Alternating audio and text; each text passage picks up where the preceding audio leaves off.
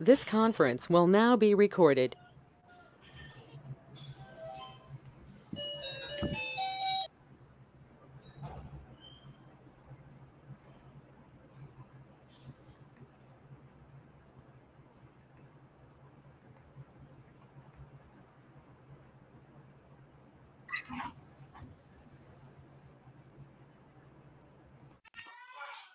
Okay, so let us try to understand what is hypothesis testing. So I'll take one sample slide as well, blank slide, so that you don't have to worry about explanation part. So now, so any project, remember that any project in data science will have two phases. Not only in data science, any project would have generally two phases. So, but we are talking with respect to data science projects. So any data science projects would have two phases. So one is null hypothesis, and other one is called as alternate hypothesis. Alternate hypothesis. So any data science projects would have two phases. One is null hypothesis and another one is alternate hypothesis. Null hypothesis is denoted by H0. You can call it as H0. H0 is nothing but your null hypothesis, and alternate hypothesis is denoted by H1, or sometimes some books you can also see that it is denoted by HA. So remember that H0 stands for null hypothesis, HA stands for alternate hypothesis. So in order to say what is H0, null hypothesis, it is simple that take no action. You need not have to take any action. Null means nothing. Remember in that way. Null means nothing. Take no action. So opposite to null is alternate hypothesis, that is H1. So here you can say that opposite to take no action, it is take action. Take action. So we'll try to understand what is this take no action and take action with respect to null hypothesis and alternate hypothesis. Null hypothesis and alternate hypothesis. So write down this. Any data science project would have two phases. One is null hypothesis, which is denoted by H0. Another one is alternate hypothesis, which is denoted by H1 or HA. H0 says it is take no action. HA says it is take action. Take action.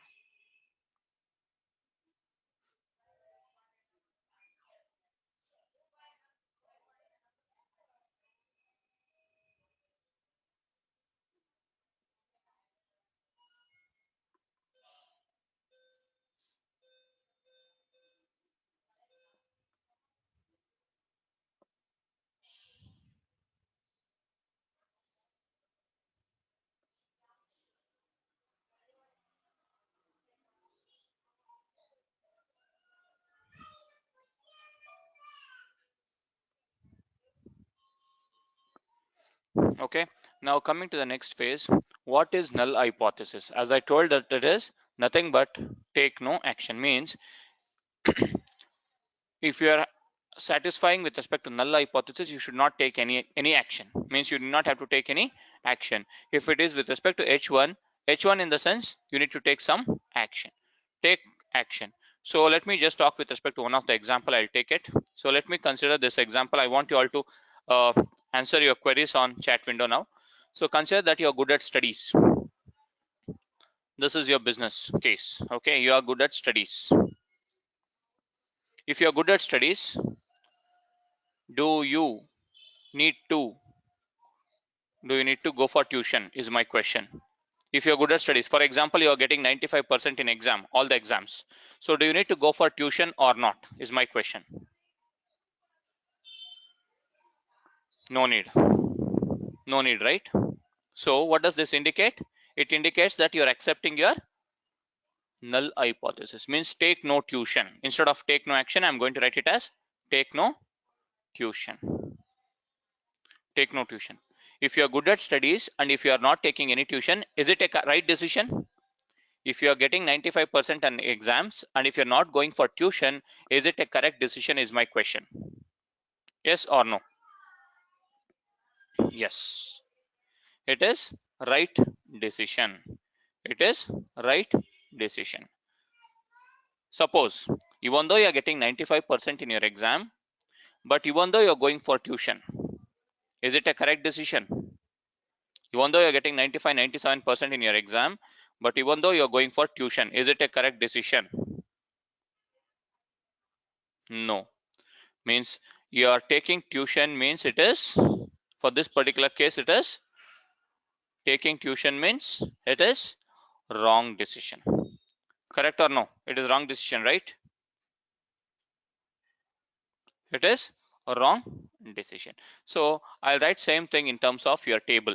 In terms of your table, see, this is your H naught, this is your HA, this is your H naught, this is your HA. So you need to take the decision. You need to take the decision. Here it is taking tuition. Okay, H naught is, sorry, not taking tuition, not taking tuition, and here it is taking tuition. Here also it is no tuition, because it is no tuition, no action required, no tuition required. Here it is tuition. Now, as I gave you that case study is you are good at studies. If you are good at studies, you need not have to go for tuition. This is also no tuition, no tuition. This is your correct decision. This is your correct decision. Even though you are not taking tuition, where you are good at studies, actually very good at studies, and again if you are going for tuition, this is your wrong decision. This is your wrong decision. Is it clear? When action is not supposed to be taken, so write down this sentence. When, okay, write down the statement later part, but just understand the concept here. I'll tell you the statements later. Simple. If you're good at studies, consider that you're getting 95% in your exam. Once again, I'm explaining, please concentrate. 95% in your exam, and if you are not going for tuition, it is right decision. It is your correct decision. Suppose even though you're getting 95 or 97% in your exam, even though if you're going for tuition, it is your wrong decision. It is your wrong decision. Is it clear for a first phase? Is it clear this particular point? Whatever is correct decision and wrong decision, is it clear for everyone?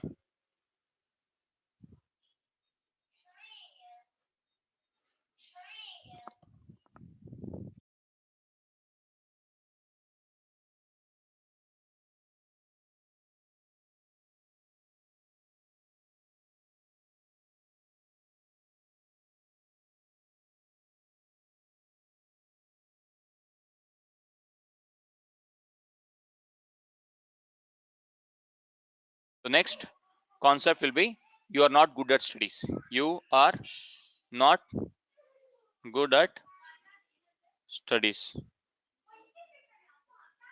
You're not good at studies. Consider that you're getting 35% in your exam. If you're getting 35% in your exam, do you need to go for tuition? Yes or no?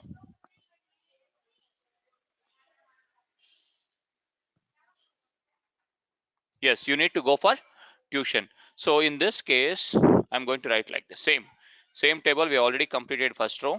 Now I'm going to write with respect to second row. So here you're going to get no, sorry, here it is tuition required. Here it is tuition, fine. So now here no, here also no. So this is already done. Correct decision, wrong decision. Now considering with respect to this, if you are not good at studies, you need to go for tuition. You need to go for tuition. You require tuition. So if you go for tuition, is it right decision? If you're getting 35% in your exam and if you're going for tuition, is it a right decision? Yes, it is your correct decision that you have taken. So in this case, HA and HA, you're not good at studies here. So you're not good at studies, but you're taking action. You're taking some action. This is your correct decision. Correct decision. Suppose even though you're getting 35% in your exam and even though you don't want to go for tuition, even though you don't want to go for tuition, is it a correct decision?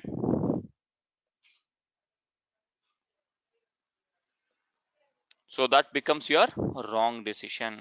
That becomes your wrong decision. Bhupendra, please concentrate. So consider that you are getting 35% in your exam. Do you need to go for tuition? Yes or no? Bhupendra? Yes. Yes. So Yes, sir. if it is yes, you're taking tuition means it is correct decision. Even though you're not getting 35%, even though you're getting 35% in exam, but you don't want to go for tuition. Is it correct or wrong decision? Wrong. Wrong decision. So it says that it is your wrong decision. So in this case, this diagonal will be H0 will be correct decision, HA will be correct decision, and these two will be your wrong decisions. Wrong decisions. Is it clear for everyone how to read this table?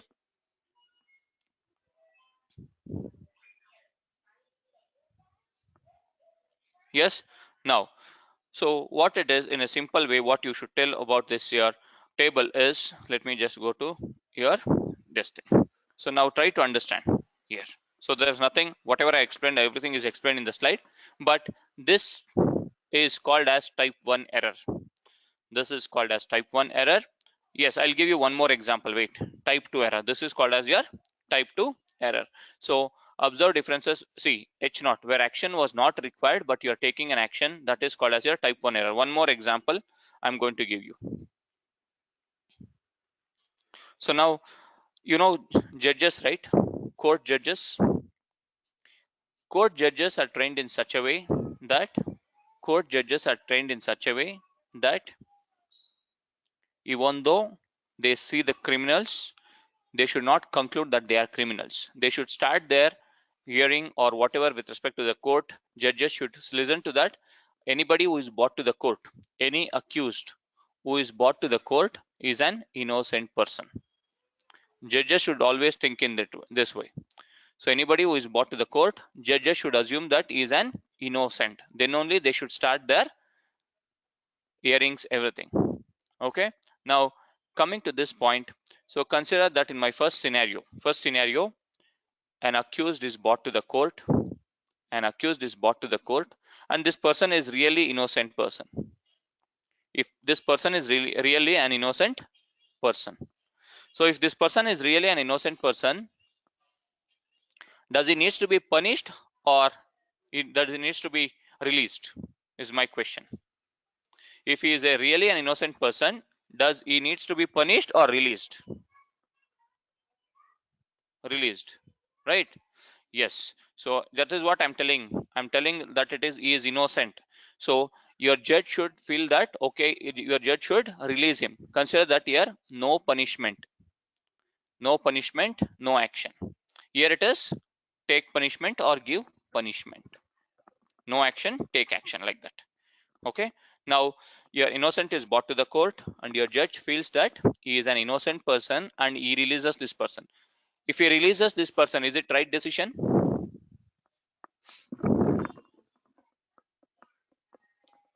If judge releases this person, is it right decision, is my question. Yes, it is right decision. So it is correct decision or right decision. Suppose if this innocent person is brought to the court and judge feels that he is criminal and judge punishes him, judge gives him punishment, is it correct or wrong? Is it right decision or wrong decision? It is your wrong decision, because you are supposed to be released, but your judge gives him 2 years punishment. This is your wrong decision. So next scenario, an accused is brought to the court and this person is hardcore criminal. This person is really criminal. He has committed some crime and he is brought to the court, and judge feels that he is innocent.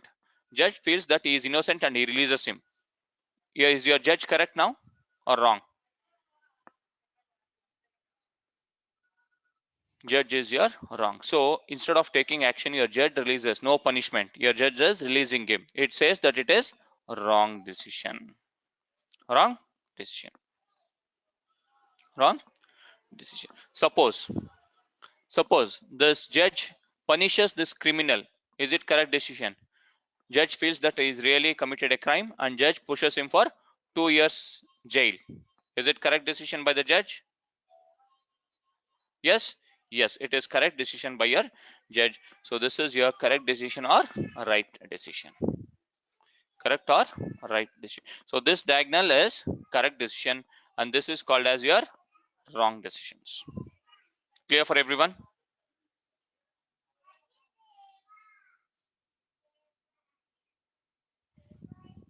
See, this part is called as your type 1 error. This is called as your type 2 error. Type 2 error.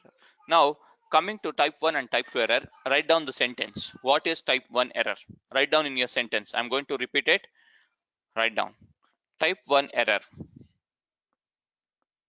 where action was not supposed to be taken, where action was not supposed to be taken, but you are taking some action.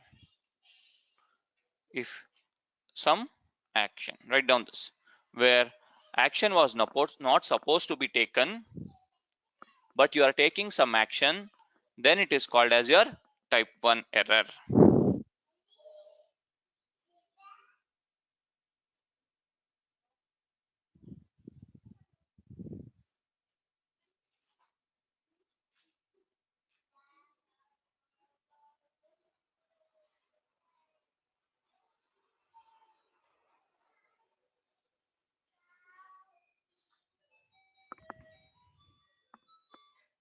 Where action was not supposed to be taken, we'll have real-time examples also. These are your real-time examples only, Ratnesh.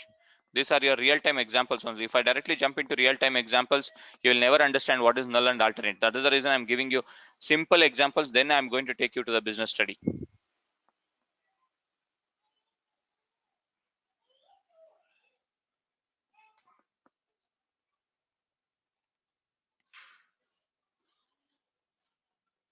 Where action was supposed to be taken, was not supposed to be taken, but you are taking some action. It is called as type 1 error. Type 2 error. You should remember this table. You should remember this table always.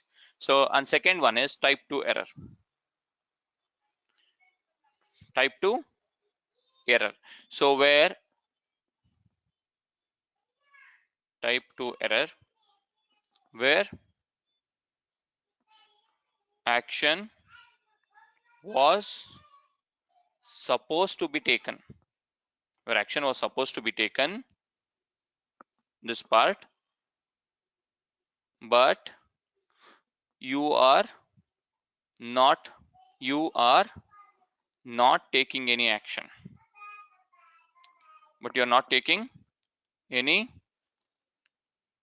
action. This is called as your type 2 error, where action was supposed to be taken, but you're not taking any action. That is called as your type 2 error.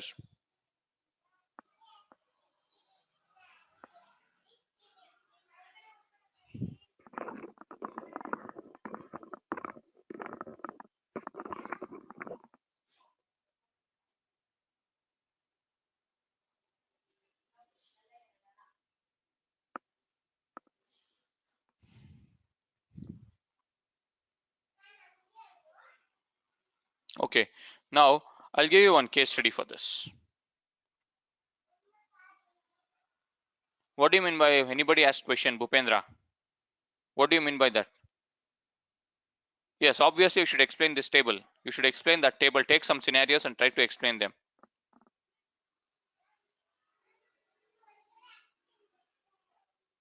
Try to explain them.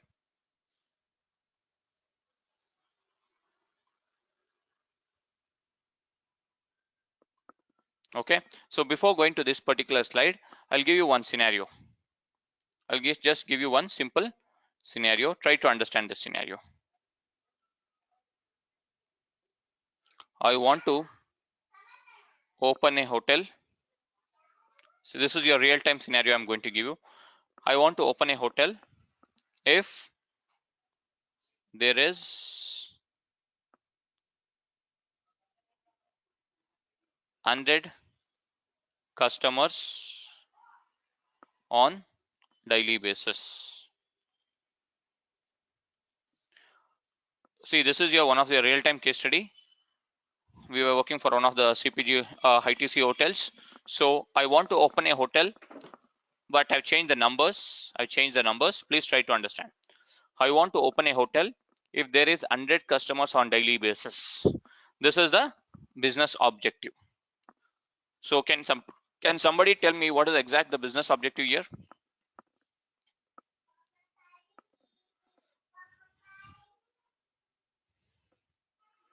Yes, opening a hotel.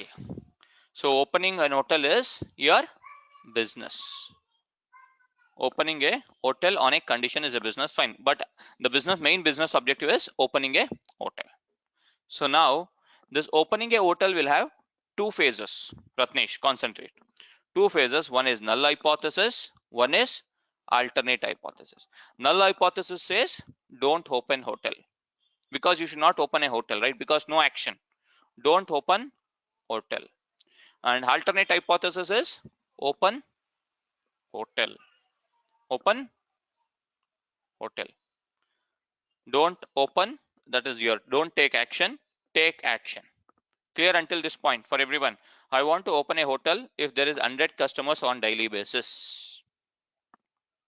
Now tell me what will be your null hypothesis, what will be alternate hypothesis for this business objective. I want everyone to try. Give a try. If it is wrong, not a problem. I'm going to explain you.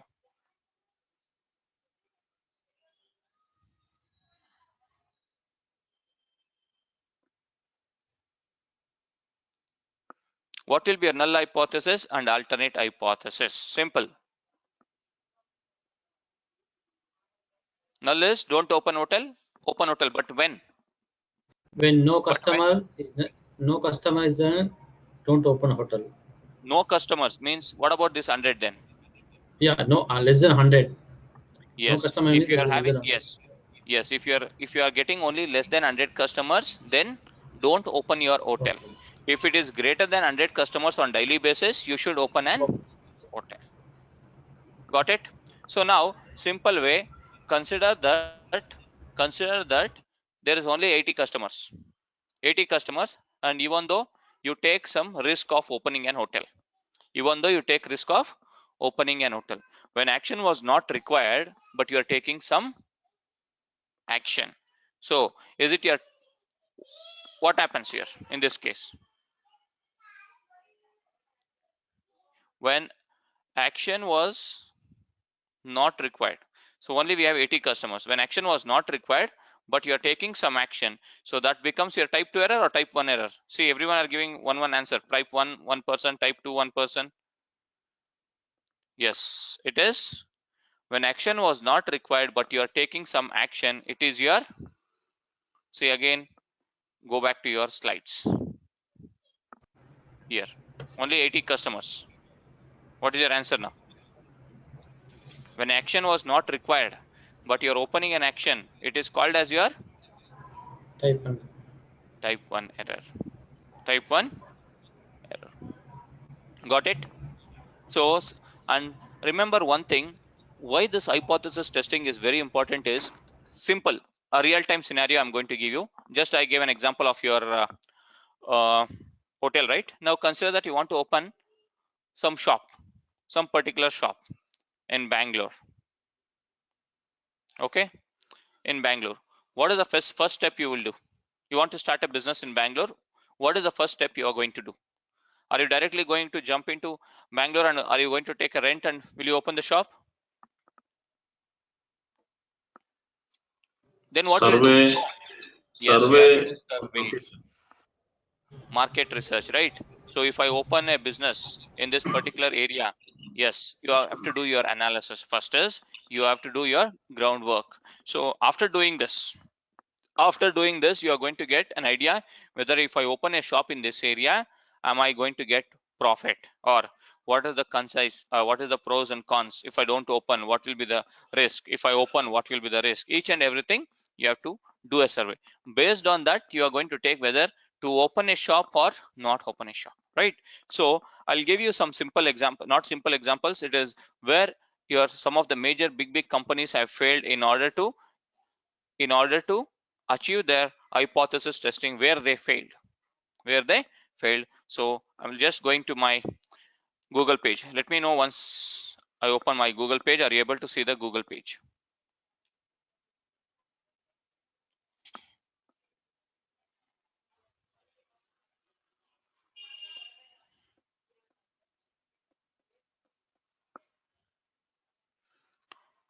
You have to do the groundwork. If you don't do the groundwork, the chances of failure will be very high.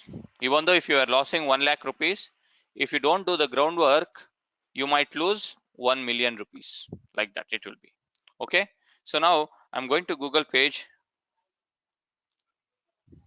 and I'm just typing it as why do projects fail?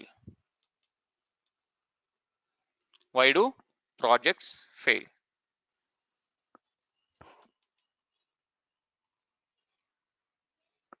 Okay. Don't go with respect to this one. So just type it as catalog of catastrophes. Catalog of catastrophe. So this is your catalog of catastrophe. In this, why do projects fail? So each and every project, whichever the biggest disasters, will be displayed in this page. The biggest disasters in industry will be displayed over here. So have you heard about Volkswagen car company? Right? What was the disaster? Recent disaster with them? Recently in the sense around 2 to 3 years back. Disasters 2015. See here. Volkswagen disaster. If you click on this, read more. Emission scandal, right? Yes, emission scandal. You can see that. See, they were knowing that this emission problem is the biggest problem, but even though they did not concentrate, they thought that nobody will identify our problem, and they took a big risk. So if they would have initially only rectified it, they would have not lost how much it is? $18 billion. If they would have done some initial analysis, hypothesis, all those things, they wouldn't have lost this $18 billion. So just see, imagine how much it has been costed them. So arguably one of the most expensive scandals in modern corporate history. The revelation that Volkswagen cheated government emission testing has shaken people's confidence in a once solid brand.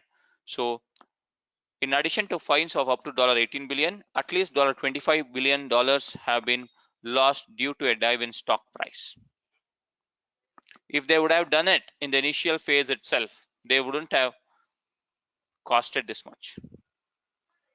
It is in any business, it is like that only, right? If you want to open an hotel, if you don't do a survey by spending 10,000 rupees or 20,000 rupees by doing some survey or by doing some research, then after investing some 25 lakhs to open an hotel, you'll be big loser when you invest 25 lakhs. Rather than that, you would have lost 10k or 20k or 1 lakh rupees.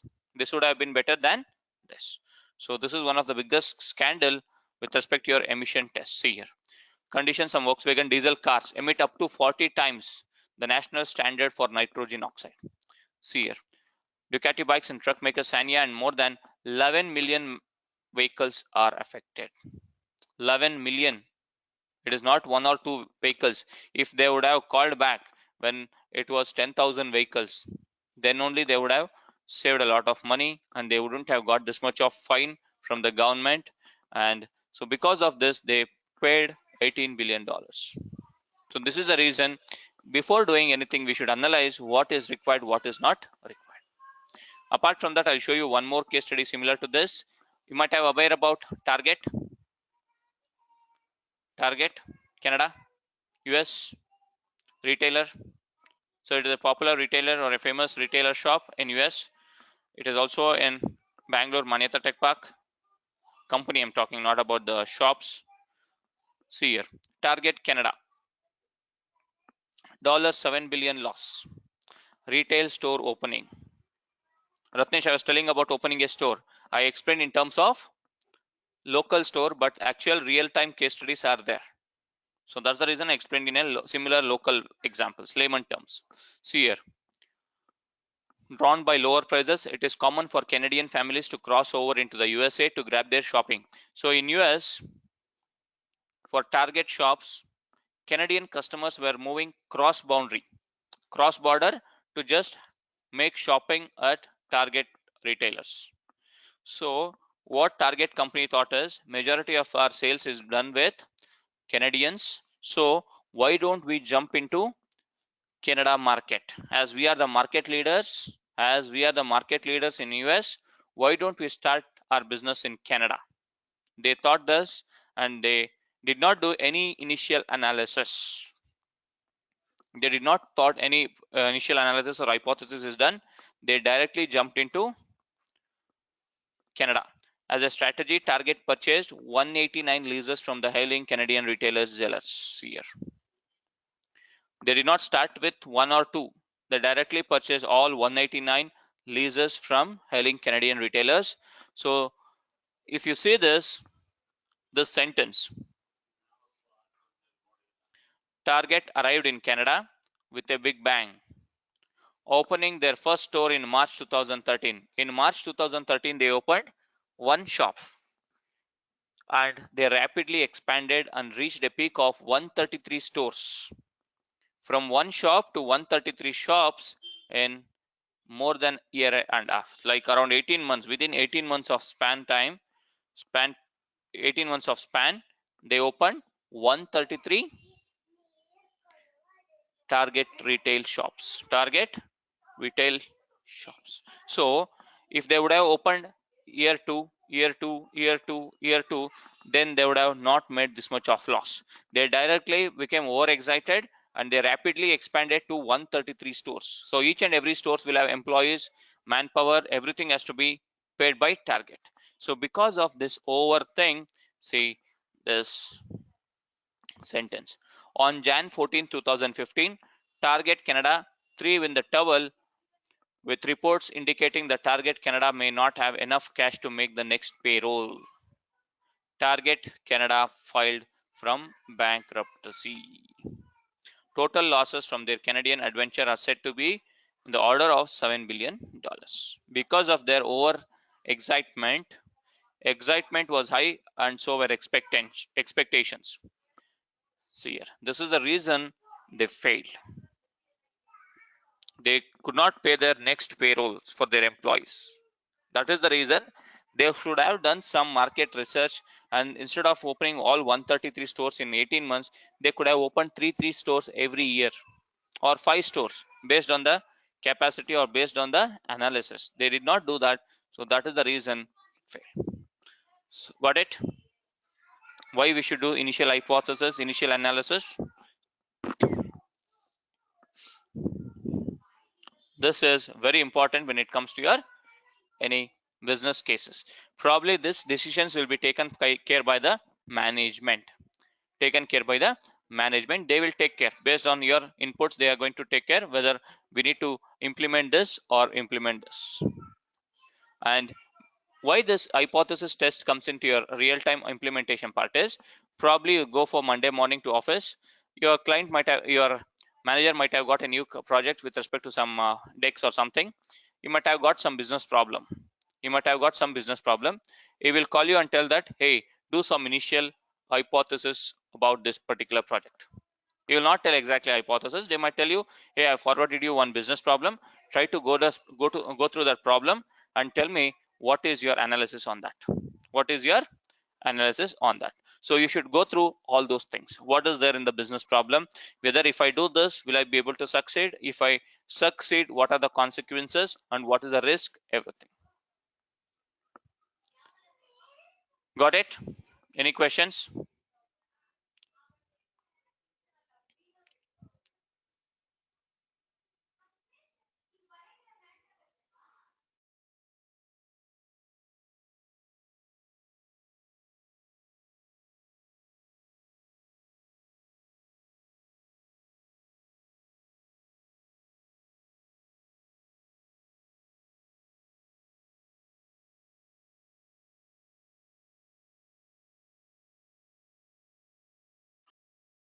Now coming to your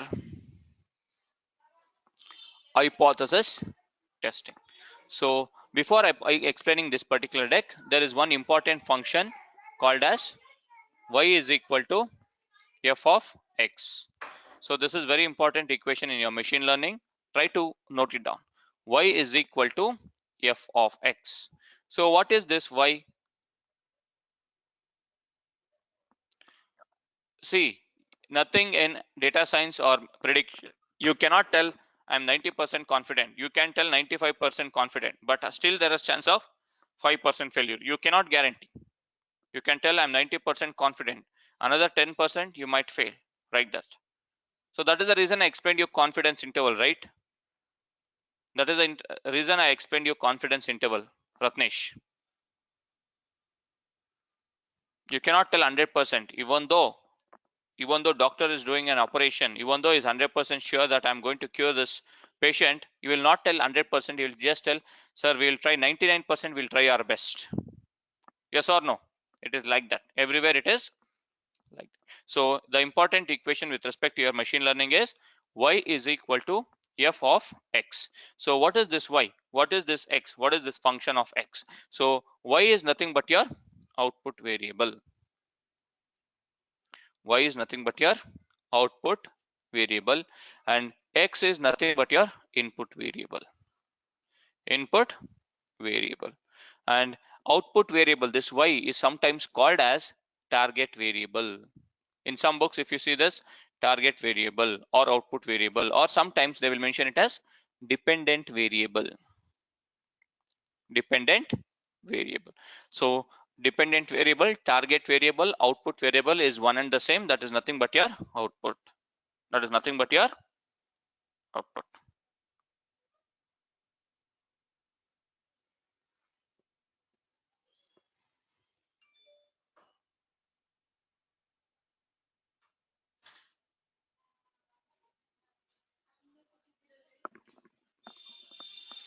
Now coming to input variables. Input variables are sometimes called as predictor variables, independent variables. Predictor variables or independent variables. And output, one more name for output variable is response variable. Remember this also. Response variable. Either it is output, response, dependent, or target, it is output variable. And input variable, it is predictor variable or called as independent variables. Independent variables.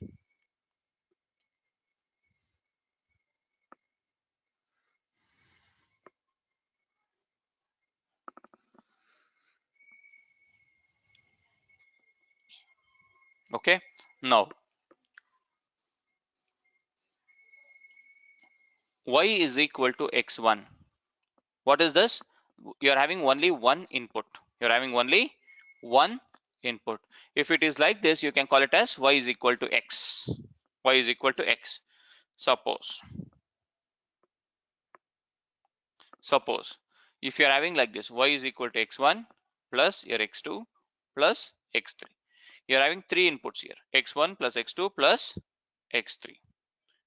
x1 plus x2 plus x3. So instead of writing like this, you can write y is equal to f of x. So f of x is nothing but function of inputs. You're having more than one input, you can write it as function of inputs.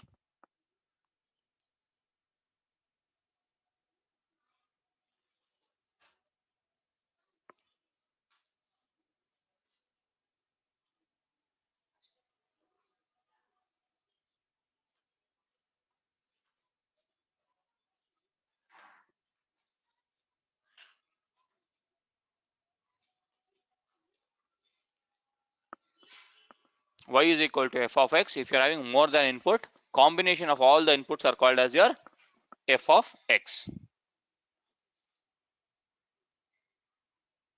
How f helps? See, it is nothing but f. It is nothing but if instead of writing separate inputs, you can write it as function of all the inputs. That's it. Nothing else. Sanjay.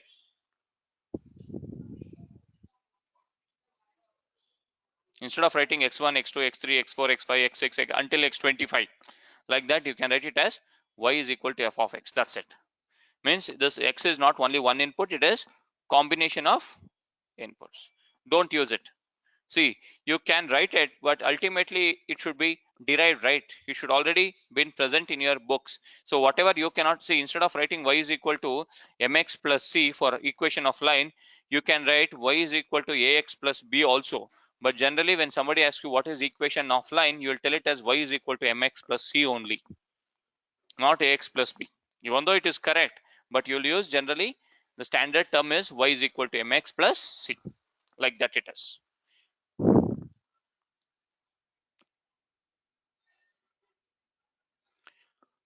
Okay, now we'll go with respect to there are some hypothesis testing. There are some multiple case studies, but majorly what we use in industry. So I'm going to explain you those things.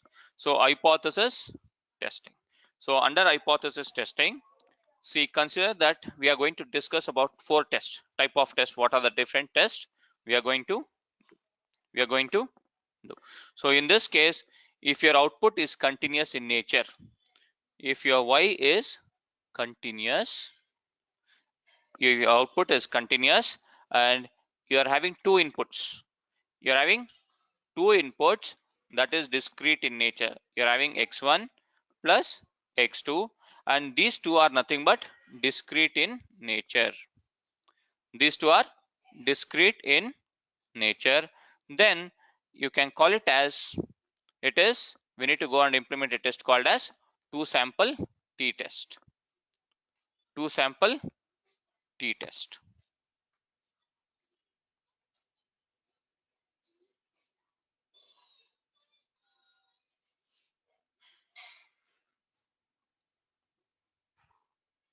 Two sample t-test.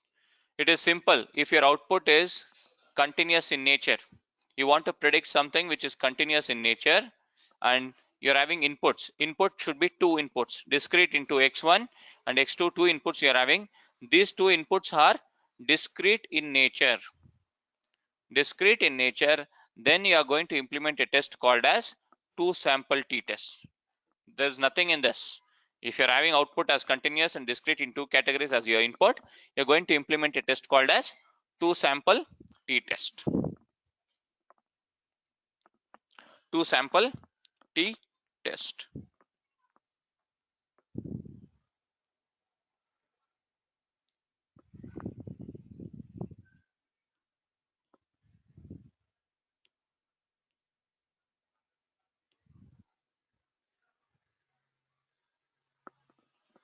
Now, the second case study is,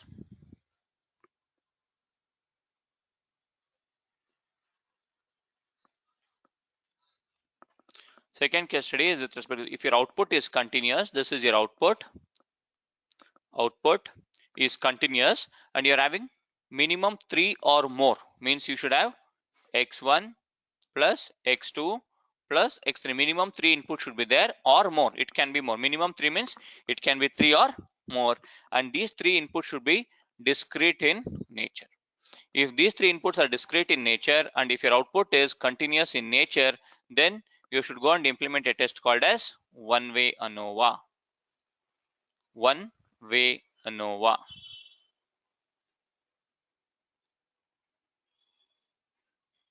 One-way ANOVA.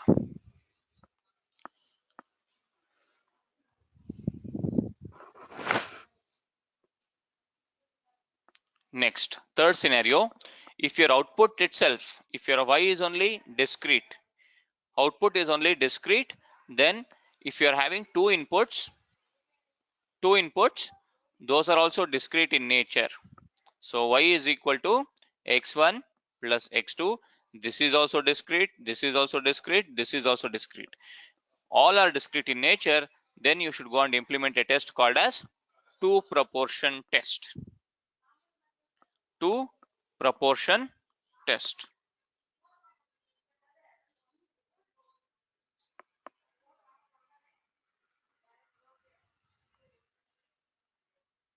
Two proportion test.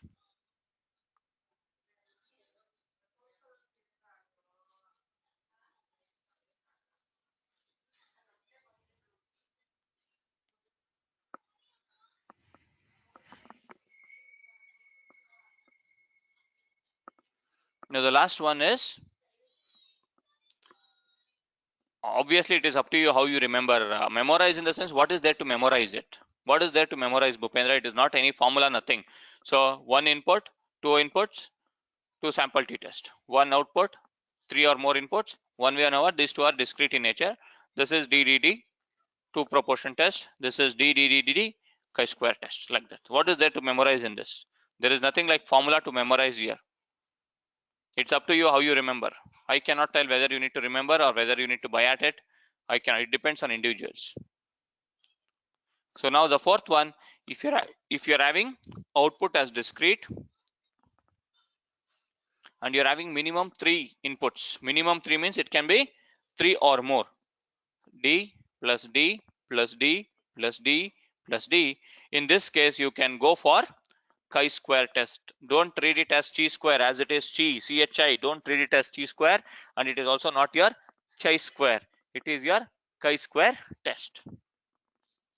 It is your chi-square test.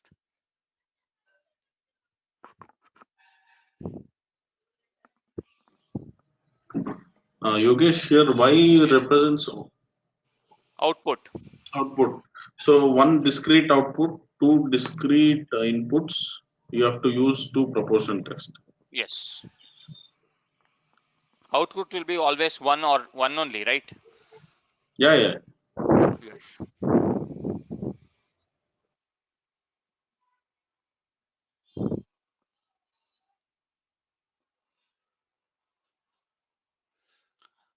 For that A/B test, what I'll do is, Ratnesh, that A/B test, I'll give you one day a webinar on that.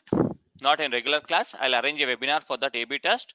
I'll try to include everyone and I'll try to give that. I'll explain that. No worries. Yogesh, this is Bharat. Yes, Bharat. Why we are using X as a discrete value? Why it can't be a continuous value? It can also be continuous. It doesn't matter. And for that, again, there are some other tests, but we are not using those in real time very rapidly. We'll be using it in very rare cases. We are going to use that. So that is the reason which are used widely in the industry. I'm going to take about that. So if you talk only about hypothesis testing, you can read this as, you can make one PhD on hypothesis itself. Okay. Yogesh, the continuous means is a decimal point. The output is a decimal point. Yes. See, you should understand continuous and discrete. That is the reason you should read my first session. I have given Yeah. an Yeah, explanation yeah, yeah. about what is continuous and discrete. But one thing is that the discrete is the single number. It's It not a can also be decimal, but it can be single number in the sense 1, 2, 3, 4 or something, yeah, or it can yeah, also be categories. I told you, right? Red, category. Yeah, red, blue. male, female, yes, no. This all belongs to discrete category. But how it will become the continuous value if you do any calculation of the discrete? I'll tell, wait. Uh, See, first note down this. I'll give you case studies for each and everything. I have case studies. We'll solve that. First, concentrate on this. We'll see then later.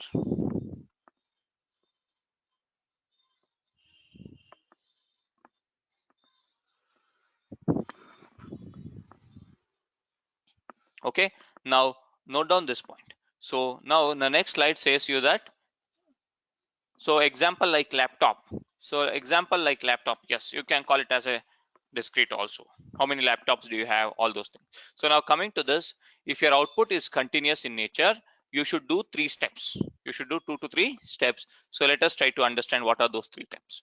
See, if your output is continuous, that is Y is continuous and X is discrete. X is discrete in the sense X is nothing but your input, Y is nothing but your output. So if your output is continuous and X is discrete, first step what you should do is you should check whether your data is following normal distribution or not. Normal distribution or not means your data should be following approximately this straight line. If I plot it, it should be approximately following this straight line. That is called as your normal distribution. After this test is being passed, after this normality test is being passed, you should check for variance test. How much is it varying? Are they variances equal or not equal? Are there variances equal or not equal, you should test it. So after this test is done, these both steps are done, then you should check for means. For example, I'll tell you simple example. Now consider that I'm going to choose Bharat and I'm going to choose Rahul. Okay, Bharat and Rahul is my x1 and x2 because they both are categories. Now you asked me a question, Satish, just now. So you asked me a question saying that what it is. So if this is your output, so output is nothing but my marks or percentage in their exams. So is it percentage will be continuous, Satish?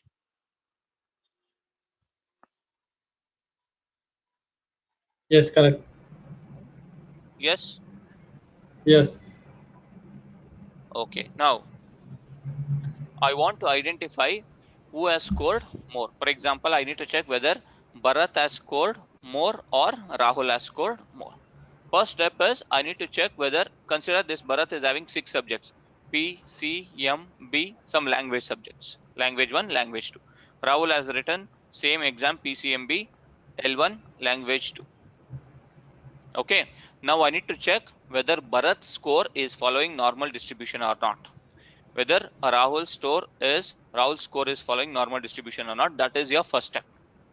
That is your first step. Second step is I need to check whether their variances are equal or not. Means variances means how much are they varying? Is it equal or not? First, second step. After checking this step, the third step says check for means. Check for means you should check their average score. Their average score of Bharat and average score of Rahul is equal or not equal. If they are equal, you can say that they both are same. If they are not equal, next step what we should do? If they are not equal, what we should do generally?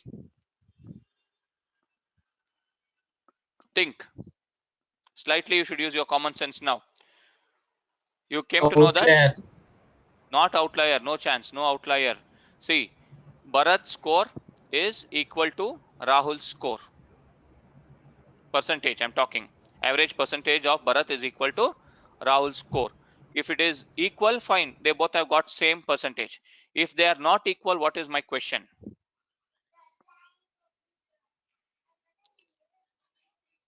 You should compare who has scored more, right? Either Bharat has got first rank or Rahul has got first rank. Got it? Got it? So that is your check for means. Check for means, here you can see that for check for means it is not anything. You should come to either this one or either this one. See here, compare means means it is nothing but your average. Compare average using one way ANOVA. If you are having more than 2 inputs, more than 2 means at least you should have 3 inputs. More than 2 means at least you should have 3 inputs. Compare average using 2 sample t-test. If you are having less than 3 means you should have only one or 2. For 1 or 2, for one person, if you just check it, it doesn't make any sense. Less than 3 means it should be 2. It should be 2. Write down the steps. If your output is continuous and X is discrete, we should check for normal distribution. Then we should check for variance. Then we should check for means. So check for means based on your how many inputs you have. Either it is less than 3 or greater than 2.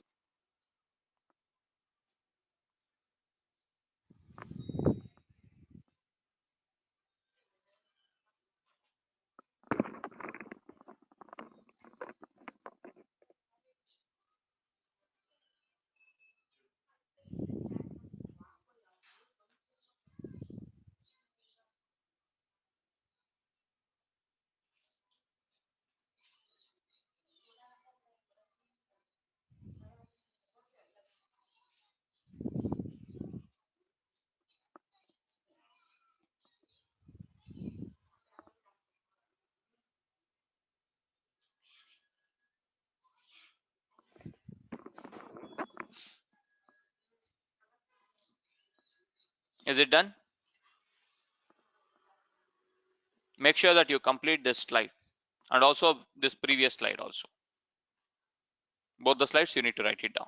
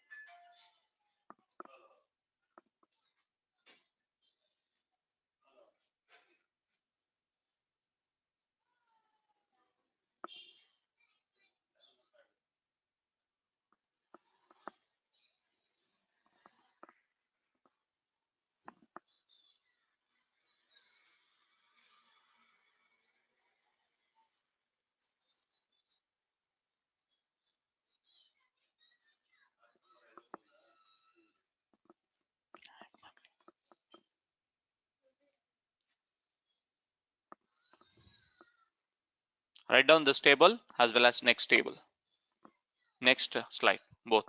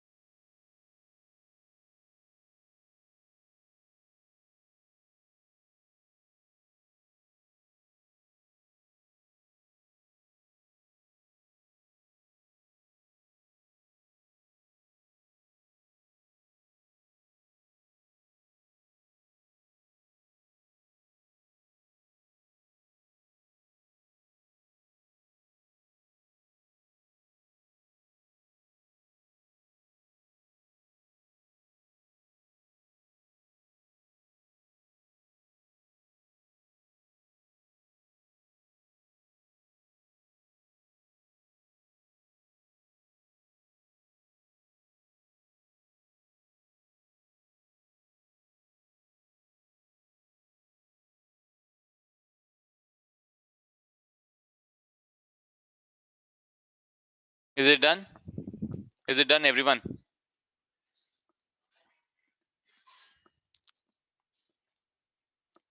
At least yes or no, if you have done it. Both the slides. Both the slides. Now, I'm going to give you one case study now. I want you all to come up with what is the business objective. You should think. See, I can explain it within second, but I want you all to come up with your understanding. So please try to understand what is the business objective for this particular case study. So just give me one sec. I'm just taking that slide part.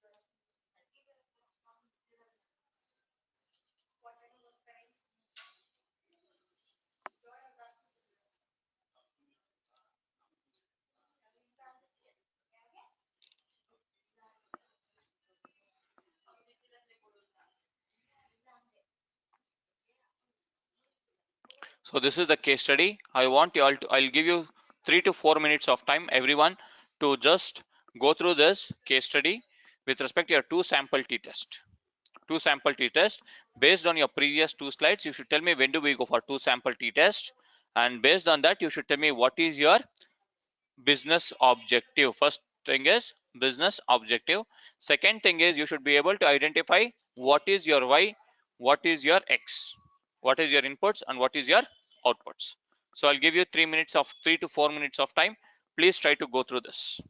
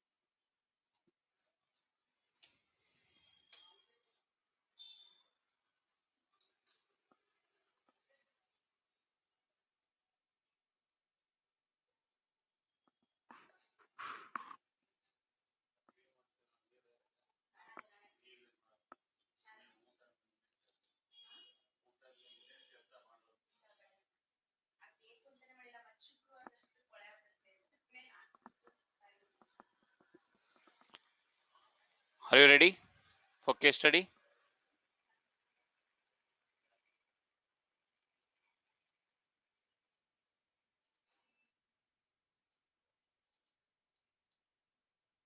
So let me choose randomly. So Lahari, can you explain me what is the business case?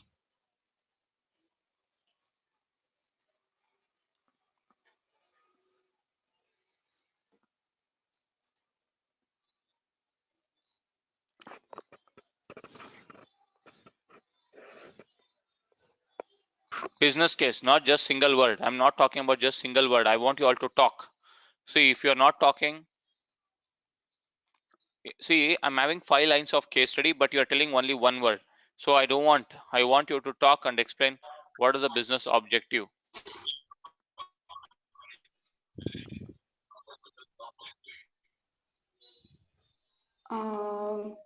Okay, like here we have two stuffs, that is one is the Independence Day offer and one more is Christmas offer. So how each one of them will affect the sales, that is we need to analyze.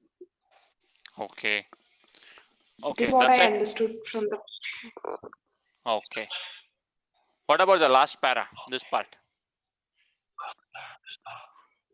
And one more thing is specifically they're asking whether the Independence Day sale is increasing the sale or not.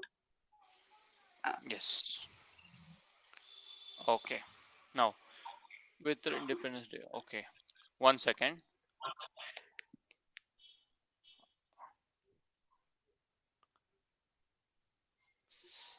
Ashish,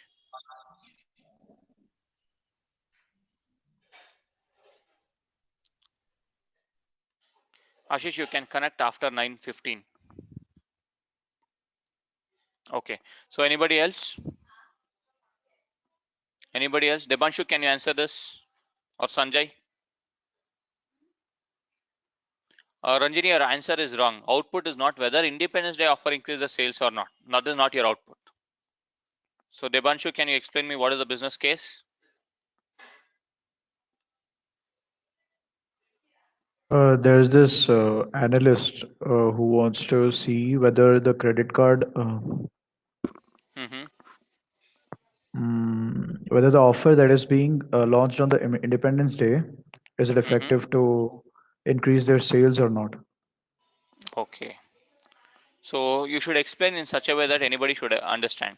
So let me just explain you this business objective. The business objective is as simple as this one.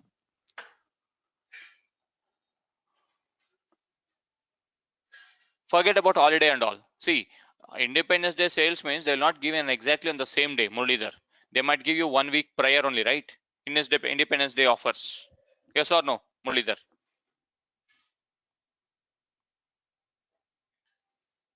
They'll not give you an exactly on the same day, right? So they might give you 3 days for 4 days offer, or they might start from 10th August to 20th August. They might give you this offer. Yes. So let me just explain you this business case. So an analyst at a bank wants to evaluate a recent credit card promotional campaign. So they have recently launched a recent credit card promotion campaign. So in that promotional campaign, they have picked 250 customers each. They are launching 250 different particular promotional campaign, and 2 offers with 250 customers for 2 different offers. 250 customers for this offer, 250 customers for this offer. One offer is Independence Day offer. One offer is Independence Day offer, and another offer is Christmas offer. Second offer is Christmas offer. I'm just taking this as an example because we had different offers, but I'm mentioning it as Independence Day and Christmas offer. So now the second part is, did your Independence Day offer increase the sales or not? So did your Independence Day offer increase the sales or not? That is what you should identify. That is what you should identify. Sample is Independence Day. So there is no sample as Independence Day. Both are sample itself. You're having both the offers. You cannot tell sample as Independence Day, Ratnesh. You cannot tell sample as independent. This is your question. That's it. Consider that I gave an example of Bharat and Rahul, right? Now this Bharat is your Independence Day offer and this Rahul is your Christmas offer. Now you are comparing whether Bharat has scored more than Rahul or not. That's it. Got it? So consider this 250 customers with two offers as your two different students, Bharat and Rahul, and 6 subjects. Instead of 250 subjects, 6 subjects. I'm just taking like that. So you need to identify whether Bharat has scored greater than Rahul or not. Bharat is scored more than Rahul or now business objective is fine. Now tell me what is your output, what is your input. That is important. If you just tell the business objective, it will not make sense.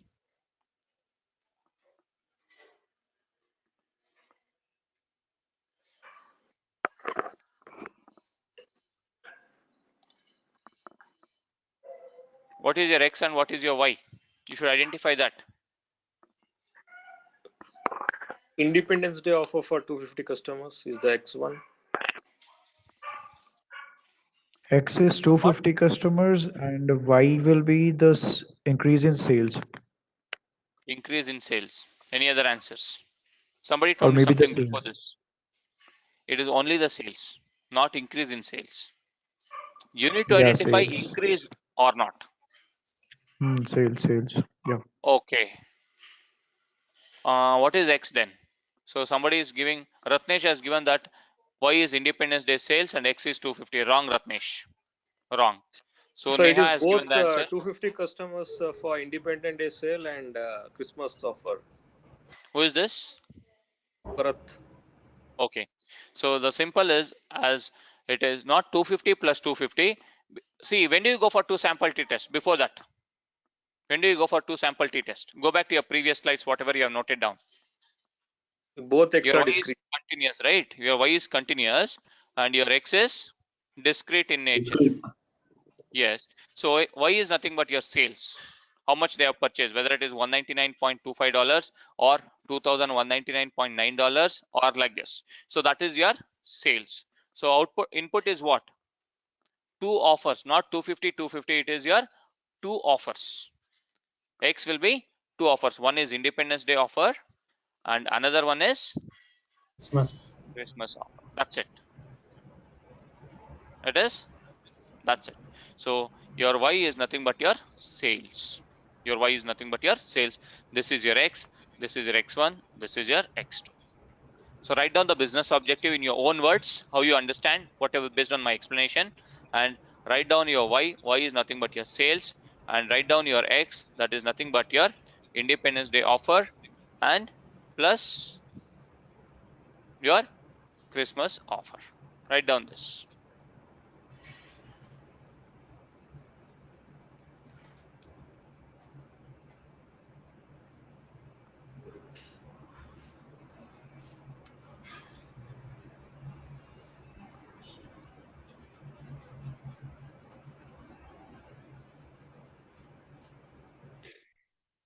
So Yogesh, so next we need to decide which type of testing do we need to do to analyze the problem. Already it is 2 sample t-test, right? Why you want to go for analyzing the which text? Now we have already specified because this is your sales and you're having 2 inputs. Already I have specified it as 2 sample t-test, right? This is the test. Okay. Sorry. Okay. So now coming to Ratnesh. Ratnesh, simple. It is nothing but your sales. Sales is continuous, right? So that is why it is called as your output is continuous in nature. Output is continuous in nature. And how many offers we have? In this offer, bank launches 2 offers. Independence Day offer 1-1, D1, that is your X1, and X2 is nothing but your D2, that is nothing but your Christmas offer. So these 2 are your discrete in nature and this is your continuous in nature. If output is continuous and your inputs are discrete in 2 categories, then you should go for 2 sample t-test. Go back to your previous slide, you'll understand whatever you have written with respect to the table.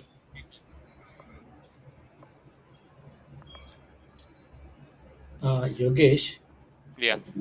this one just identifying the business objective only, or we are identifying any other solution, calculation, anything? you have to do the calculation. See, what is the calculation here? What is this because para? the increase the sales are not asking, no? Yes, you should Did we- identify that, right? You should do the calculation on that, right? Means whether you Oh. need to see that whether Independence Day has more sales or Christmas has more sales. Based on that only you can conclude Independence Day has more sales. Yes or no? Yes, right. Yes, right. Yes, you have to do. Here, first part is your business objective you should understand. Next, you should understand what is your X and what is your Y. And based on this, you should do your implementation using 2 sample t-test. Clear?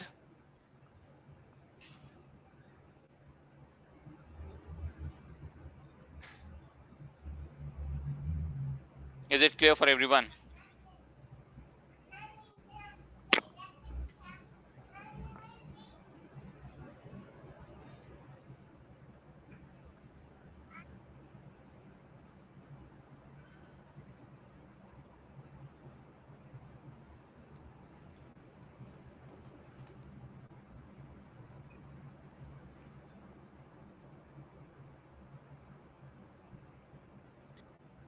So based on this, we are going to implement 2 sample t-test.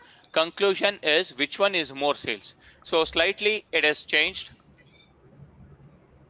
Slightly it is changed. It is your Independence Day offer increase the sales or not. That is what is your conclusion you should identify. Whether Independence Day has done more sales or less sales. That's it. So if it is this one, you'll come to know either Christmas is greater or Independence Day is greater. Clear for everyone? Is the business case clear?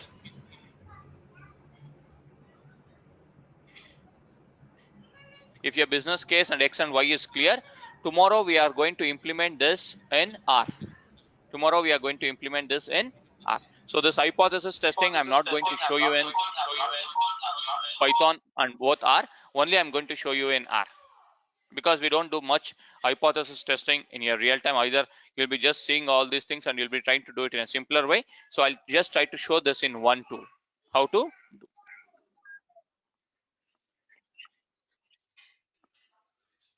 Okay, tomorrow please try to connect on time. 7:30 means 7:30. Don't make 7:40s, don't make 7:38. You need not have to do. I will show you how to calculate. I will show you how to calculate, Bhupender. I will show you how to implement this test, everything tomorrow. First thing is, I'm going to check whether your data is following normal distribution. Second test is variance test. After these 2 tests have been passed, then I'm going to compare whether Independence Day is same as your Christmas offer. If this is not equal, then I'm going to identify whether Independence Day is greater or Christmas is greater. All these steps I'm going to implement it and I'll show you and explain you each and every single line of code. Please try to have patience. Yogesh. Yes. Yeah, I have still little confusion regarding the discrete and the continuous. Here, Yes. in this case study, that what you have shown is the sales regarding the credit card. Yes. That means how many money we are going to spend on the Independence Day. Yes. So we'll get a points or cash back that you're going to get it, correct? Not points or not cashback. So it will be like this: Independence Day offer, Christmas offer. Okay. Yeah. I'm choosing Yeah. 250 customers, 1, 2, 3 until 250. 250 customers for this sales and 250 customers for this sales. So how much they have spent in this Independence Day offer? First customer has spent $2,000. Second customer has spent, like first customer on Christmas offer, he has spent something like this. Yeah. Something like yeah. this. Yeah. Here only my question is why we are going to call the X1 and X2 as discrete here. That it's still I'm getting that doubt in my mind. So why you are calling see how many discrete we have? How many sales? What are the different sales categories we have? Oh, depending on the category, we need to describe the input. Depending on the category. If it was male and female. Okay, got it. Like that. Yeah, okay.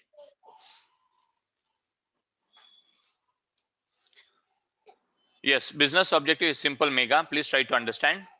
So business objective is a bank is having a recent credit card promotional campaign. A bank is launching recent credit card promotional. Some offers they are right. See, consider that recently we have completed our Independence Day offer, and next month we are having some festival, like next 1 or 2 months we are having Dasara, right? Instead of Christmas, you can take it as Dasara. So Independence Day offer and Dasara offer. So this is your historical data. For example, last year Independence Day and Dasara offer, they had given some offers to the customers. So based on your previous history, they are going to, you are going to tell whether it is which particular Independence Day offer or Dasara offer increased your sales or not. So in this Independence Day offer, you are having 250 customers. In Dasara offer, you are having 250 customers. So you should identify whether Independence Day has given me more sales or Dasara offer has given more sales. Got it? Got it, Mega?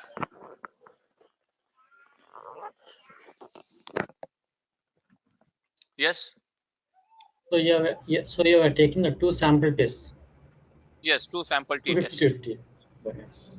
So there may be, it cannot be same. Differently, there will be difference will be there. 2 sample tests. Yes. Sample That is the variation. reason you are having only X1 and X2. D1, that is your discrete 1, discrete 2, one is Christmas, one is Independence, for example, like that. Tomorrow I am going to show you the data first. Then after that I am going to do all the test implementation part. Then I am going to explain you. Tomorrow we'll try to complete at least hypothesis testing implementation part, and probably Wednesday onwards we can start implementing our correlation, regression, all these things. Okay, tomorrow 90% we'll try to complete your statistics part.